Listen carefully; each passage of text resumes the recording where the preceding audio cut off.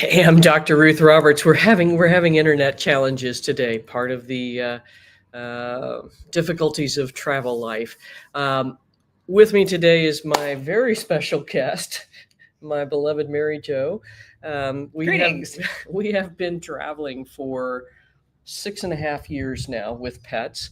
We started out with Pepe, our cat, and Mona, our um, Schnitzel, our wiener dog, Yep. who's since left us, and then more recently in 2020, Hayo started traveling with us. So we've had a lot of experiences. We've had a some really interesting times in terms of traveling and some really fabulous times. So we wanted to share some of those kind of tips and tricks with you um, and hopefully make your life easier as you start to travel. Now, granted, most of you are probably just going to be taking your pets to a family for Christmas or something like this, but we want you to kind of get some tips so that it's not so hard if that's hard, if you haven't done this a lot. So Beth, Melissa, great to see you. Um, Hopefully this is all, yeah, we're all connected. It's all Yay. beautiful. Yay, the miracle. Yeah. So what was, I mean, when we started, so we decided in April of 2018 we're going to sell everything and start traveling. And Yes. so, Actually, it was almost before that we started getting Pep ready. well, that's true. So cats can be a little more difficult. Most of the time, they don't even like driving in cars. And Pep, the first thing we did was get him used to a harness, which was wonderful because he was piggy about eating. So we'd put his harness on right before as we were getting food ready, and he would just stop dead. Like yeah, it was immobilized. Yes. Yeah. And once he got used to that, we put him in the car, and the car just freaked him out. So we just sat him in the car, took him, gave him some treats, took him out. Next day, 2 days later, we slowly drove up the driveway, gave him a couple treats.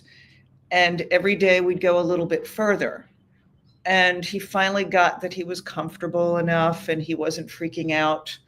And then we took him for his very first 4-hour drive up to Asheville, Fletcher. And he did okay. He yowled almost the entire way, but he didn't freak out too bad. No, so I mean, he was stressed, and that was kind of part of the deal. Is like we got to get this guy used to the travel. So he got there, and it's a beautiful location. He's enjoying being outside, enjoying the great outdoors. And then driving back, we were bringing furniture. That's what it was. Yeah. Or something. Anyway, the big truck, the U-Haul truck. That's right. We had to drive the U-Haul truck back. So he sat on the way back. He sat on my lap, and he was chill the entire time. So he's like, oh God. But there were a lot of hangry videos of getting him used to being in the car. So giving him treats, and he's like, so really good stuff there. And that's going to work the same for your dogs. If your dogs don't like to travel and don't like the car, which many of them don't, plan a couple months ahead of time and day by day, little by little, get them to understand that the car can be a pretty nice place. And, we throw them in the car and we take off and go 60 miles an hour. And they're like, oh my God, I cannot focus on this at all. Instead of putting them in the car and going 5 miles an hour. Right. And getting them used to that whole process. It will be easier in the long run if you prepare ahead of time. Right on. And that was the thing. When we did start traveling, Pep, every time we would go past a semi, he would focus on the semi because, relative to the car, it's moving, it's slower. Maybe he just really liked them. I don't know, but that was his thing. He would just look at the semis when we were traveling at highway speeds. And over the years, he got to the point where we get someplace new, or actually we were just leaving. And if we stopped for a light or we're standing still for a minute, I would roll down the window, or Ruth would roll down the window, and he would stick his head out of the window like a dog and start sniffing, like, where are we? As soon as we started moving, he didn't like the air in his face. Yeah. He'd pull his head back in. But he got to the point where he thought riding in the car was pretty cool. Yeah, he really, and he was a, he was a dog cat, and exactly, we became the traveling cat ladies. So it is tough, and I think there are some cats that are much more amenable to change. The first 3 weeks of travel with him were brutal because we would get someplace for the night and he would start yowling and screaming, and we were doing the ridiculous thing of driving 7 hours every day, stopping for the night, and then going somewhere else, and that was stupid on our parts, and ultimately we didn't really enjoy the journey. No, so if we would do it again, we would drive, stay a couple days, let the pets rest. So that's another thing, making sure that you think about what's happening to your companions instead of just you. They need time to be able to relax and not be absorbing all your stress, because so often that's what's happening. You're driving, you get there, you get a meal, you get to sleep, you wake up, you go. They never get de-stressed. Yeah, exactly. And it was very cool because one of the things that really shifted that for him was we talked to a guy that's an animal communicator. He's like, let's do some tapping. And so, I mean, that was a really cool experience too. I was doing the tapping, you were holding Pep and being the surrogate. And so we started off kind of saying things that we knew were going on, but then as it went on, you were getting downloads about what it was he really was uncomfortable about. Right. And that was it. And that was it. Chill after that. And that's the first night in 3 weeks we all slept. He was like, okay, I get what we're doing now. I don't exactly like it, but I get it. And I want to hang out with you guys. So I'm going to keep doing this. Yeah. And he really was an unusual cat. He was an indoor outdoor cat to start with, but as we got comfortable traveling, we made an agreement with him, and we said, okay, buddy, you cannot be out after dark. But it got to the point where when we had arrived to a new place, we scoped it out. We opened the door. If it looked good, yeah, we just let him out, and he started cruising around. He'd come in the house and check it out, but then he had the freedom to go in and out and check things. We had a couple of mishaps where he didn't keep his agreement and scared the bejeebers out of all of us, including him. Right. And one was in the magic bus. Oh, yes. We didn't close the door. It was a refurbished school bus into a magic bus, couch, everything, good bed. And we left the back door slightly open, didn't realize it. And he was like, I get to go out and play tonight. Yeah. Well, needless to say, we were up till 3 a.m. when he finally showed back up going, it's okay, I'm fine. I'm good. And then he would do things like that periodically, but he did get rolled by anyway. So there's the magic Pep story. Yeah. And that's it. So it's a matter of developing trust and understanding what does and doesn't work for each pet. So he was a unique kitty for sure. So what are some of the other things that people need to be cognizant of? So you've got that, keeping a blanket, a small bed, something familiar that you can take into each house you're staying, apartment, hotel, whatever, so that your pet has something familiar, because it's always going to smell new, smell like other pets, especially if it's a pet-friendly hotel. So that really is pretty helpful. If you're taking cats, bring a couple crappy old sheets so that you can cover the sofas and you're not getting cat hair all over the place, and it just makes it easier. Both Mona and Hayo absolutely love hotels. Their favorite thing to do when they get to the hotels is to be put on the beds and shake and wiggle and just think that they are the queens. Yeah. I mean, we have seen some major strutting through hotel lobbies from these two. Yes. And Mona in particular was very food focused, and she loved it that they would give her treats. Yeah. We had to finally stop because she just couldn't handle them anymore. Yeah. Um, Yeah. It was not worth it. yes, make sure that your pets are microchipped, have health certificates. Even in the US, you never know. If you are traveling out of the country, um, do have all your vaccinations up to date.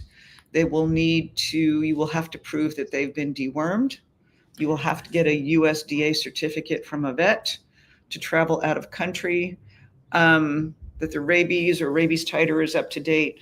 And Actually, the rabies, you know that better than I the do. rabies itself. And that's the problem, is that, we have varying levels of comfort with, and I'm trying really hard not to say the V word, but in other countries, it's a 1-year rabies license. And so that's something you need to be cognizant of. And I had a guy call me. He had tried to take his cat into Costa Rica and fabricated a rabies certificate, and they turned him around at the border. So I mean, it's just, and he's calling me to give him a fake one, and it's like, dude, come on, man, this is not cool. Because this is the thing we forget. We, in Mexico, in the United States, in many countries, it's rabies free, but in many other countries there are people and animals that are still dying from rabies virus every year. So we can debate that, but that's the absolute truth. It is what it is. And so they're trying to protect their citizens from this virus, because it is awful and evil. And it's like, do know that if you want to go to Iceland with your pets, they will be quarantined. Yeah. Period. So it's critical that you do the research. There's a USDA website called Traveling with Pets, and that's a great place to do basic research and find out what's required to get into the country. And if you're traveling internationally, now the CDC requires that you fill out a form to re-enter the United States with your pet, and many airlines will not allow you to book a flight back to the US until you have that okay from the CDC. So it's just, another layer of difficulty. But what was happening was, I don't know if you're aware of this, but there's like 1 million dogs every year exported from Mexico into the US. And basically, we were just importing all sorts of infectious disease. Obviously, rabies not so much an issue because Mexico is rabies-free in dogs. The other thing you want to do if you're traveling with your pets to Europe is once you get there, get a pet passport, a European passport. Oh, it makes life so much easier. Everything's documented in that pet passport, and it's really easy. If you leave Europe and come back, you show them that, they're happy. You show it to the airlines, they're happy. Again, except for the US. Yeah. Well, actually, no, we can re-enter the US with that. But we still have to show them, do the form. Yeah. Yeah. The CDC form, exactly. And Beth, you are absolutely right. Bully breeds are turned away pretty much everywhere, unfortunately, because of stupid humans doing stuff. So just, you have to do this research, because I can't tell you, Mary Jo's a member of many, many Facebook groups on traveling with pets, and the questions that people ask and the stupid things they do, and then they're like, how do I get out of this? And it's just like, you have to do your research first. So yes. I saw one woman, it looked like she had a Westie, and she was turned away at the gate, at the check-in counter. She had gotten a ticket for Pet and Cabin. She was turned away at the check-in because they said the dog was fitting too tightly in the carrier. Yeah. So that's the deal too, is that if you're flying, for Pet and Cabin, it's now down to a total of 8 kilos, or roughly 16 pounds. Yes. For the pet and the carrier. And I think every flight we've taken recently, we had to actually put it on the scale. The IO and the carrier on the scale. So just know that it's going to be the little minis that are allowed on board. I think the only way around that is if you're going to pay for an extra seat for your dog. Right. And sometimes they let you do it and sometimes they don't. Right. The one, yeah, La Compagnie, it's they're chill. They're chill, and they will allow pets up to 35 pounds in cabin. So if you're trying to get from the United States to the EU, they only fly from Newark into Orly, but that's one way to do it. And Nice and Milan. That's right. Yeah. So that's one option. Austrian Airlines is a little more lenient with pets in terms of the length of travel. And that's another consideration too, is you got to figure out what's doable with your pets and what's not doable. The other thing, now that we're talking about flying, we have learned, do not give your pet anything new or different to eat for 2 days before you travel. The last thing you want to do is all of a sudden have your dog or cat yelling at you like, oh my God, my guts have just exploded all over the inside of this carrier. And you still have 5 hours of flying left. Yeah. And that has happened to both Hayo and Pep. And it has not been fun. So have really be prepared. Have some wet wipes, have some extra potty pads, and just keep their diet really clean. Don't give them too much. Don't give them too much water, and it will make it easier. Yeah, and that's the thing too, is those disposable pet pads are definitely your friend. So if you've got a long flight where they have to stay in the carrier, lining the carrier with those things so that if there is an incident, you can just pull all that stuff out, use it to kind of help clean your pet up a little bit, and then just pitch it all in the trash. So do pack a small plastic bag to put any refuse in as well. Yes. So that's been helpful. So, and then the other big thing is that many of the countries, you must use a dewormer for Echinococcus, which is a type of tapeworm parasite. But it's pretty awful. So that often is required to be documented in either your pet passport or the USDA health certificates. Oh, yeah. The other thing that some countries in Europe, Austria is one of them, larger dogs, they may require you to muzzle the dog if you're going to take it on a train, have it out in certain public places. So if you have a larger breed that you're taking to Europe, do get it comfortable wearing a muzzle. Now, the muzzle doesn't have to be real tight. You have to just show that it is on your dog. Right on. And thanks, Melissa, for this. That's exactly it. This is if you're traveling international, this is a really critical place to start. So Jen's asking, she's talking about traveling with her pets. They're doing cross-country road trips with 3 pups, but it's like the packing. So a crate, doggy stairs, another gate, first aid kit. So that's it. I mean, we're traveling with a 3-kilo dog, and so that's a lot different than what you're doing. And when we started out, oh my God, you should have seen the car. So we've kind of figured out what isn't good. But that's critical. It's like, what do you need to keep your pets safe and also prevent any damage to the place you're staying in? And so that's critical. So the other thing that you may want to be aware of is if you are feeding your pet dry food or commercial food, depending on what country you're going to, that may not be available. You may want to think about cooking for them just so that you can keep them on the same diet no matter what country you're in. You can always find some kind of meat and some kind of vegetable. Everybody's got rice. Everybody's got beans.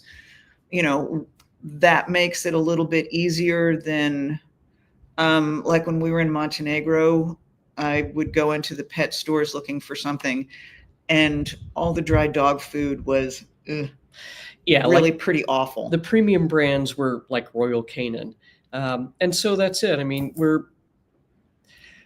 that's the other thing that we've learned with traveling. It's like all of the things that we worry about as pet parents in the US, that's not even on the radar for a consideration in many other countries.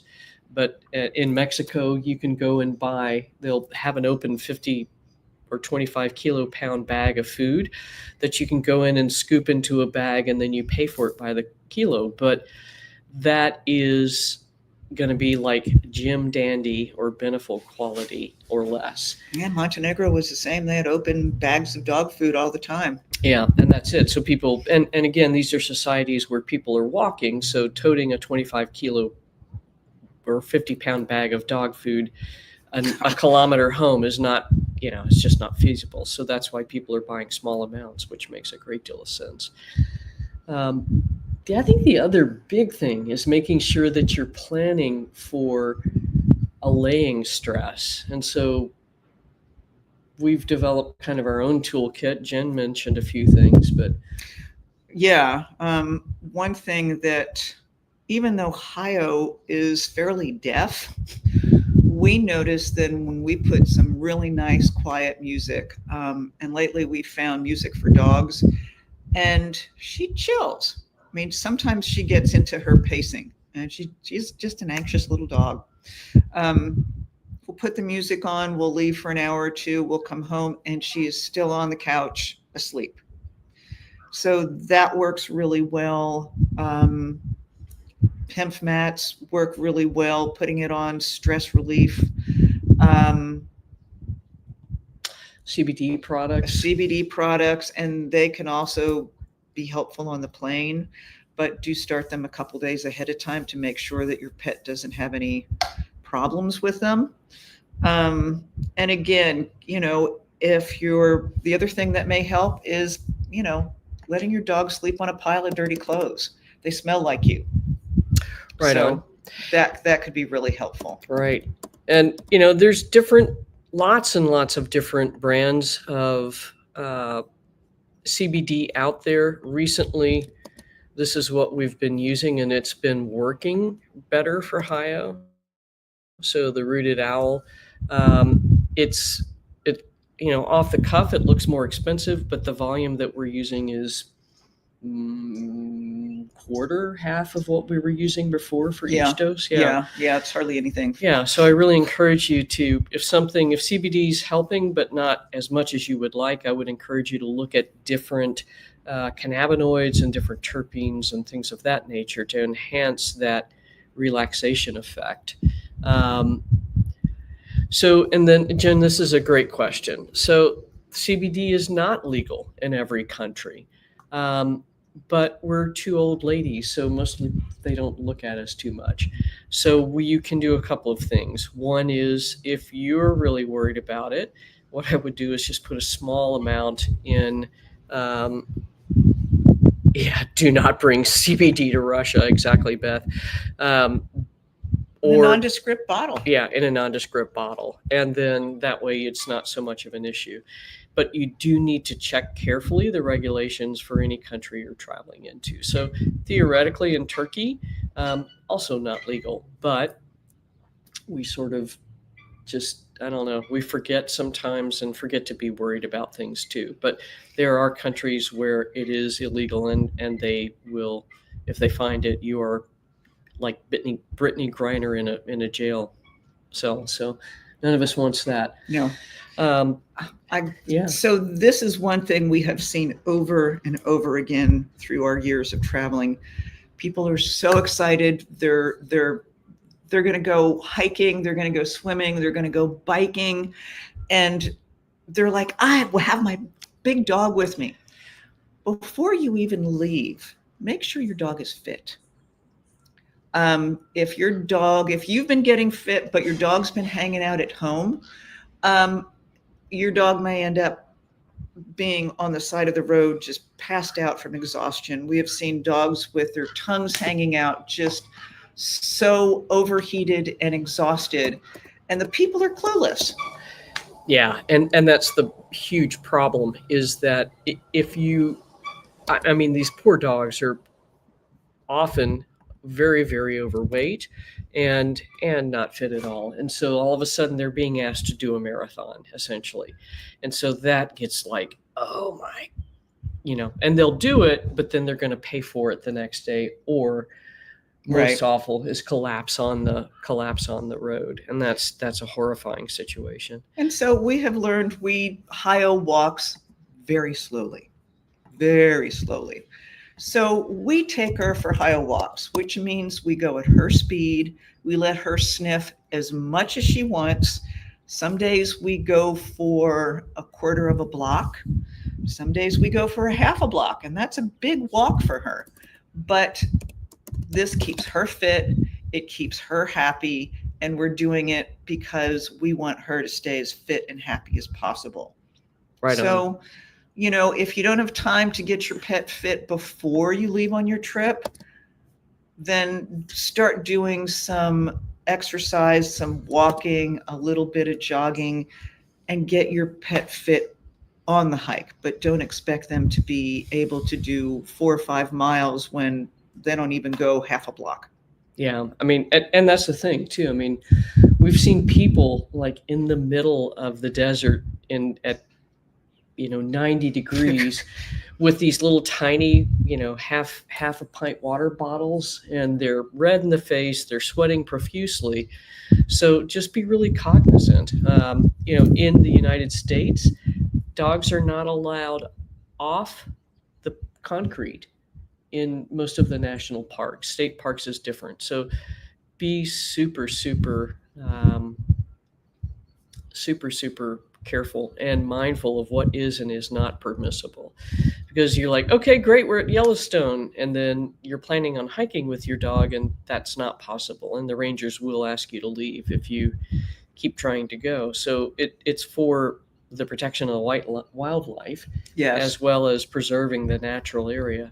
Now, Europe tends to be a little different. They're a little more relaxed. You can take dogs with you in most, national parks. Some places there's not even any regulations nor signs. If there's a nice big open grassy area and you have a polite, educated pet, you can take them off leash, let them run around a little bit. Many times you take them into restaurants, you take them into cafes, no problem. So that's a little bit different. There's not quite so many regulations as long as you do have a very well-educated pet. And that's critical too. That's not something that you learn on the trick. That's, again, something you start working with amazing people like Beth, who's been training for years and years, so that your dog does learn basic manners in a social setting. I think we forget that and expect them to be able to handle a lot of movement and activity all of a sudden, and that just doesn't work out very well. And Janine, you're absolutely right. You need to be cognizant of things, infectious disease that may be present in other areas. So lepto is one of those that's on the rise. So that's an issue. And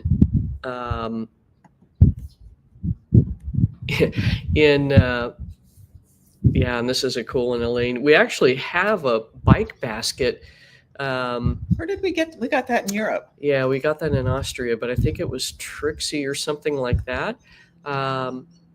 So it's really, that's been awesome because the basket detaches from the base. The base, yeah. We actually use it to go shopping a lot too. Yeah, and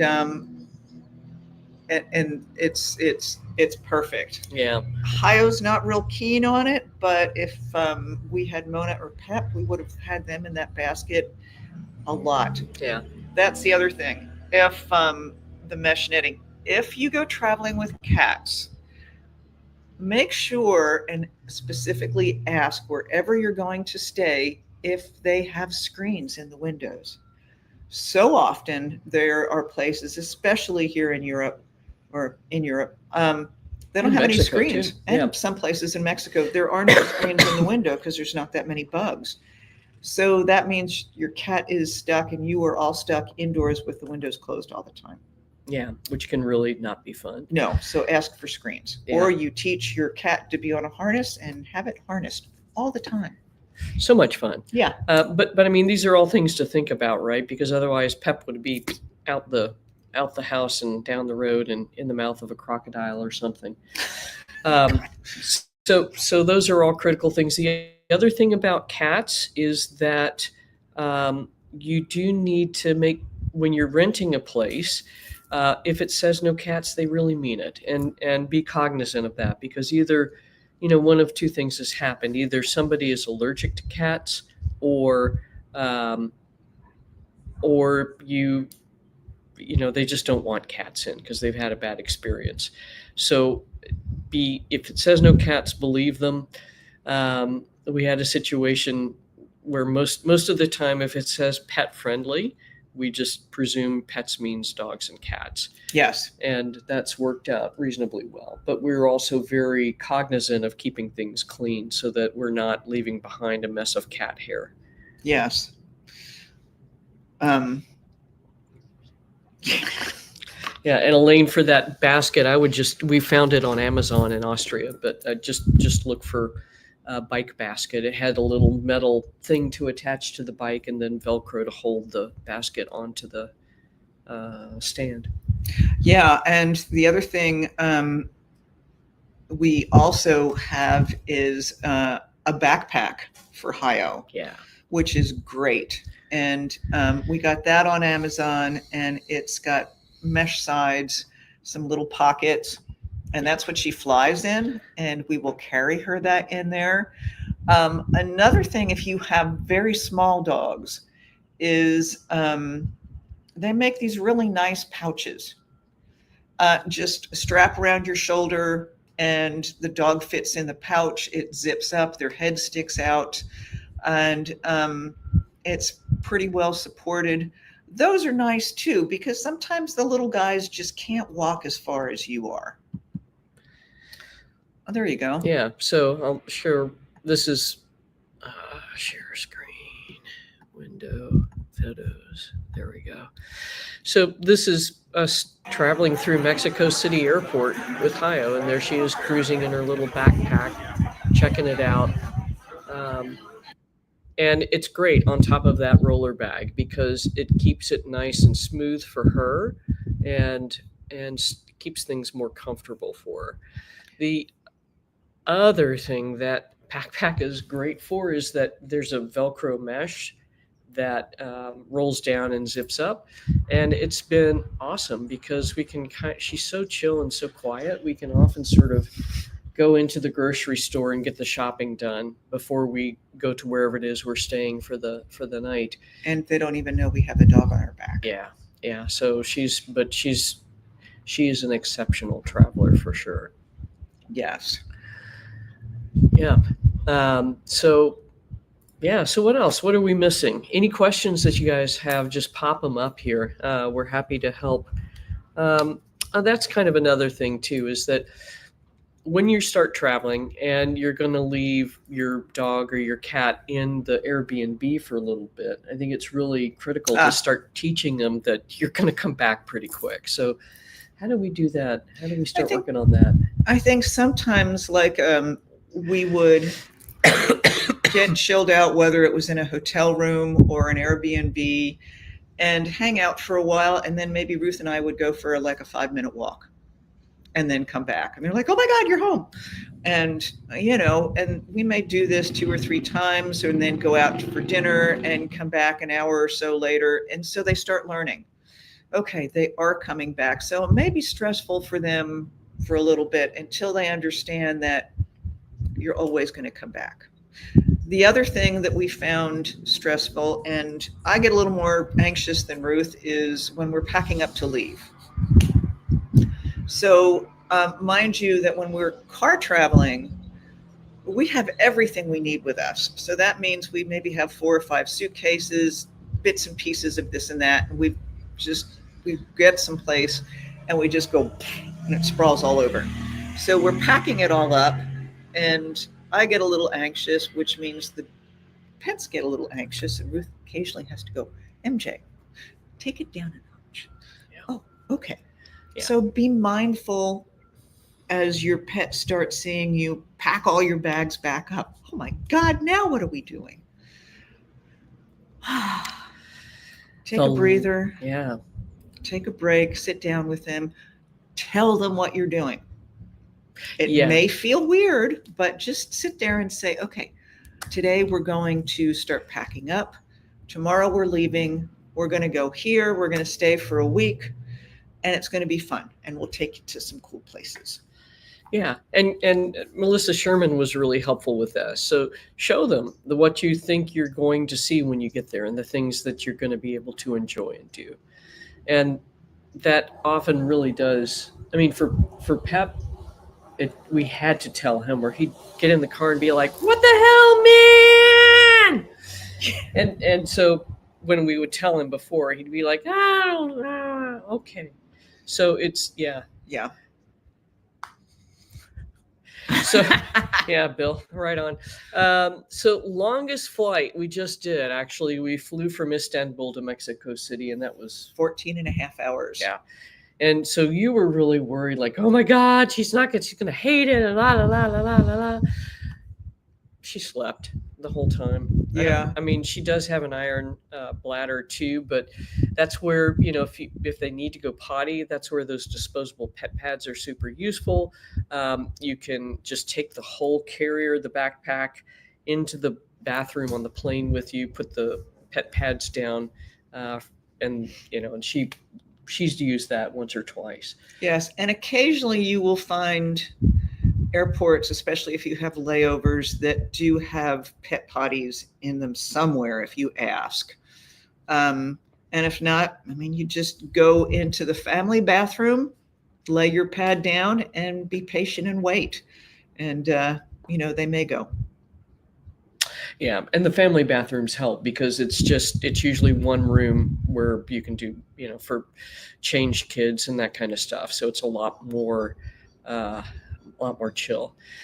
And so, Melissa, yeah, that was a long flight, but I mean, most flights to the EU minimum 7.5 hours if you're leaving from like New York City.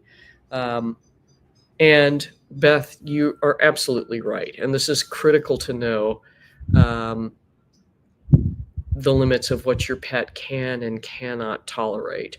And so, as you're wanting to travel with a pet, and especially if you're considering airline travel, starting with car travel first is really critical. So, we traveled for 2.5, 3 years by car with these guys. Yes, we did take them to Roatan that first year. Yeah. So after almost 8 months of travel, so they were inured to travel. I was the mortified mother in the airport when Pep is like, no! And I'm like, oh my God. I'm like, what if he does this the whole flight? And it was just the noise in the airport. So, poor Pepe, we tortured him a little bit, but once he's on the plane, he was fine. But it got to the point where when we went to the airport, he would yell. And so we finally realized, okay, if we cover him, it's not so scary. But we were doing this routine where so we had two of these backpacks on ours. One I had Hayo or Mona, she had Pep. Pep would start yowling. So I'd just open my mouth and be like, be Pep's puppet. So that was the thing. But he didn't like the airport, and I don't blame him. Nobody likes airports. They're overwhelming. They're not fun. But Beth, you're absolutely right. You have got to make sure that even though you really want them to travel, they may not have the right temperament for it. And so starting with small trips, you just gotta make sure that you're doing the right thing for them. Sometimes it's just better to get a pet sitter.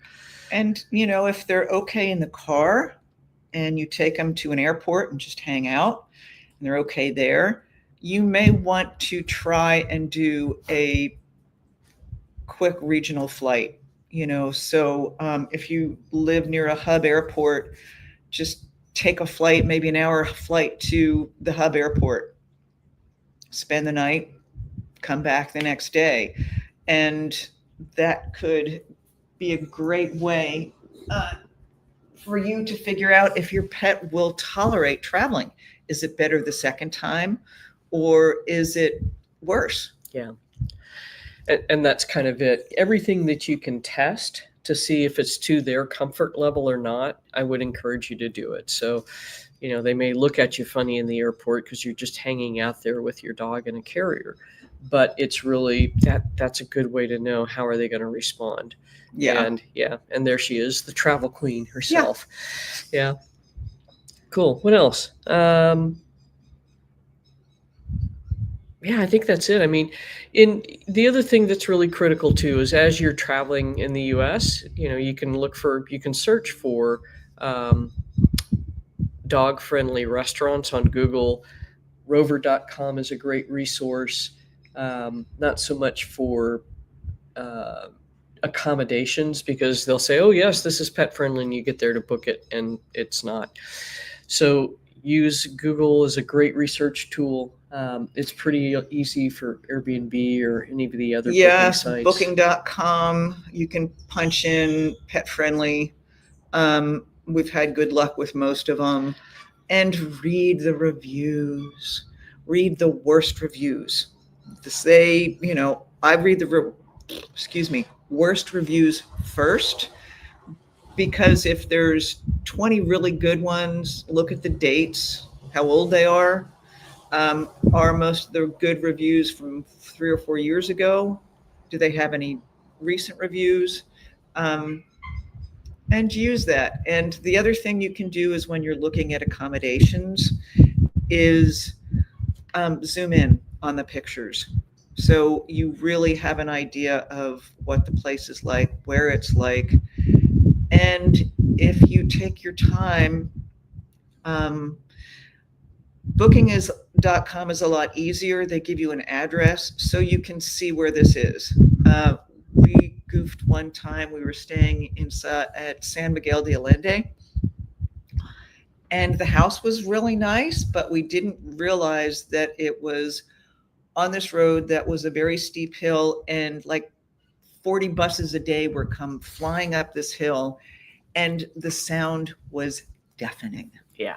Scared Hio every single time we had to go out and pee. She refused to relieve herself anywhere on that road, and we had to go up like 40 steps up this hill to the very top before she felt comfortable to relieve herself. Yeah. Check out the locations and the address. Yes. And if you're in a city, make sure there is some green space if you're traveling with the dog to go pee. We had that error in Mexico City the first time. Yeah, there was nothing, no green space. We had to walk 3 blocks to find a planter. Trees. Yeah, a planter for her to pee in. And I mean, poor thing. She's just like, oh my God, it's just too much going on. Yeah, and exactly. So that's kind of that's a great thing too, Janine, is that if you're looking for accommodations, just look for things with hard floor only. We have been known to roll up rugs when we get there because she's a dog. Yeah, and Mona, I think, was more problematic just because she was older. And poor thing, she would get her front feet on something, like get her front feet on the pee pad and pee, regardless of where her rear end was. So I think it's just really critical to, make sure that everything is as bomb proof and low stress as possible. And this all sounds overwhelming, but this is also 6.5 years of experience. Laugh at your mistakes, enjoy the experience, know that all those mistakes become great stories in the future. And that's the best way to look at it. Yeah. Because that's one of the loves of traveling is it's unpredictable. You don't know what's going to happen. You don't know where. You can plan from here until the next year, but stuff happens. Right on. And I think one of the best stories with Pep was when we were staying in Steamboat, Colorado. We got there. The guy said, we're kind of having a mouse problem. They did not have a mouse problem when we left. No, it was a house sort of built up on the hill, and it was 2 floors. We were staying on the ground floor, and on either side of the house was just these weed fields. Okay. Every day Pep was coming in with 3 or 4 mice. Yeah. Oh, look what I got. There were mice tails everywhere. Yeah, he just had a grand time and relieved them of their mouse problem. We wanted to charge him for extermination services. But I mean, Yes. but that was it. He was a hunter kitty, and so he just had a really good time with that one. Yes. Excuse me. Anything else we missed? Have fun. Yeah, exactly. I mean, so there's all this stuff, right? We tend to focus on worrying about things, but that's the point of travel, is to have fun, have new experiences, um, and enjoy what you're doing. Yeah. So do plan. Do take a couple months ahead of time, plan everything out, get your pet accustomed to it. And then the day you're ready to leave, just breathe, just go with it, and do your best to enjoy it and not get, all tied up about the what ifs. Because if you just take the what ifs as they come, breathe through it, get through it, life will be easier and you'll have more fun. Right on. And in a shameless plug, I'm going to show you the things that we are traveling with. The one thing I don't have is the mushroom relax chews, which I really like. But this Pets Pimp mat has been amazing. We all use it. Yeah, we share. Yeah. Ergo is great for kind of cognitive relaxation and calming. Omega-3 fatty acids. Mushrooms Relax has a mix of mushrooms as well as tryptophan and theanine for calming. We'll pick some of those up. Maybe you need to give those to me next time. We're getting ready for a big one. Well, you might like the, I don't know, I think they're krill flavored. Ooh. Yum. But that's been a super product in terms of reducing like immediate stress in combination with CBD as well. So that's what we've got for you. Yes. Happy holidays. If you are traveling with your pet, remember, just make it easy. If you're driving, stop every couple of hours. Get them out, let them pee, let them stretch their legs. It's good for you too. That was one of the big things our pets help us realize, is that Yes. instead of just driving like crazy to arrive at a destination, enjoying the journey along the way. And now we only, to us now, 7 hours is too long. Yeah. 4 or 5 max. Make it fun. Yeah, exactly. It just keeps your stress level lower, and that way you can enjoy it when you arrive. All right. Thanks for coming and sharing with us. Hopefully this was helpful. And remember, just make it low stress and be mindful of what your pet can and cannot tolerate. Travel life may not be for them. And so that's something you need to be honest with yourself about as well, instead of creating a situation that's potentially just disastrous for everybody. Right. Yeah. Right. Cool. Until next time, have a great week. Give all your puppies and kitties a hug and a kiss for us. Bye. Ciao.